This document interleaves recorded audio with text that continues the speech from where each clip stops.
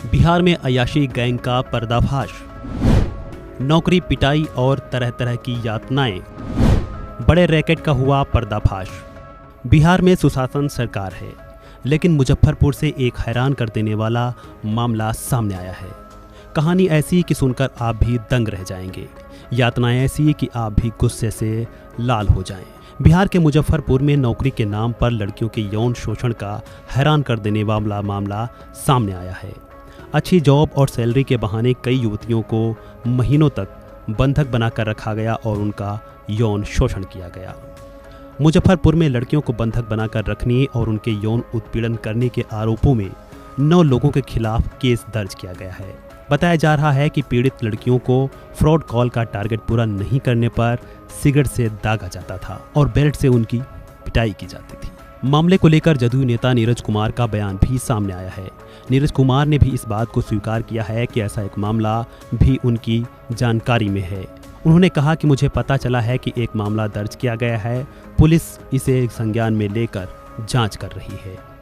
तो ये बिहार के मुजफ्फरपुर में अगर फिर से बालिका गृह जैसा कांड सामने आया है, नौकरी के नाम पर 100 लड़की ज्यादा यौन शोषण किया। मुझे जो जानकारी मिली है कि मुजफ्फरपुर में कोई संस्था है जो फेसबुक के माध्यम से युवतियों को बुलाता था और उसके साथ गलत दुर्व्यवहार की सूचना और इस संबंध में मुकदमा भी दायर हुआ है।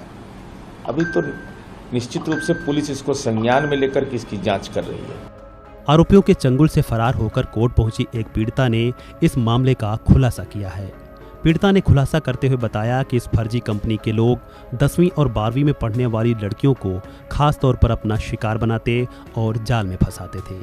उन्हें अच्छी जॉब और 50,000 रुपये तक की सैलरी का लालच देकर मुजफ्फरपुर अपने पास बुलाते थे। जहां इन लड़कियों को रखा जाता था, वहां उन्हें आपस में बात करने तक की इजाज़त नहीं दी जाती थी। पीड़िता ने बताया कि विरोध करने पर परिवार वालों के जान की धमकी और अपहरण करने जैसी बात कही जाती थी। इतना ही नहीं, उन्हें नशीला पदार्थ देकर उनकी पिटाई भी की जाती थी। पीड़िता ने बताया कि तिलक प्रताप सिंह नाम के प्रमुख आरोपी ने फेसबुक के जरिए उससे संपर्क किया और जब वह नौकरी के लिए पहुंची तो लोगों को फ्रॉड कॉल करने की ट्रेनिंग दी गई। उसने कहा कि ऐसे 200 से 250 लोग थे जिन्हें इस गोरख धंधे में लगाया गया है। एक पीड़िता ने पुलिस को यह भी बताया कि जब भी वो अपनी सैलरी मांगती थी तो उससे कहा जाता था कि वो अब फर्म का हिस्सा है। अंत में एक लड़की भागने में सफल रही और कोर्ट पहुंचकर न्याय की गुहार लगाई। पीड़िता की माने तो शुरुआत में पुलिस ने भी इस मामले में केस दर्ज करने से इनकार किया। हालांकि अब मामले में केस दर्ज हो चुका है और कार्रवाई भी शुरू हो चुकी है। फिलहाल देखना होगा आगे क्या कुछ सामने आता है। इस वीडियो में इतना ही। खबरों से जुड़े अन्य अपडेट्स के लिए बने रहें हिंदी के साथ।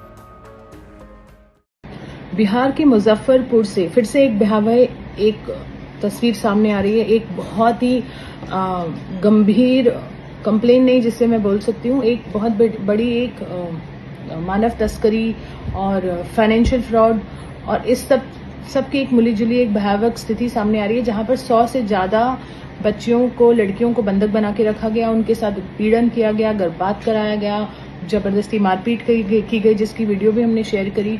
मुझे लगता है कि इससे भयावह कुछ नहीं हो सकता। मुजफ्फरपुर में पहले भी ऐसी घटना हो चुकी है और जहां पर शेल्टर होम का जो खुलासा हुआ था, हमने उस पर भी ट्वीट किया था, जिसके बाद से हमें बहुत सारी चीजें पता चली और तब जाके बहुत ज्यादा जद्दोजहद के बाद कार्रवाई हुई। इसी तरह इस मुद्दे को उठाए हुए भी काफी दिन हो गए। आज तक जो इसका सीएमडी है इस चिट फंड फ्रॉड कंपनी का, और जिसमें महिलाओं के उत्पीड़न भी हो रहे हैं, जिसमें से एक लड़की निकल के बाहर आई जिसने अपनी आप बीती बताई और जिसकी वजह से ये बाहर निकला। नहीं तो न जाने ऐसे कितने ह्यूमन ट्रैफिकिंग के नेक्सस चल रहे हैं हमारे देश में और जो हमें पता भी नहीं चलता।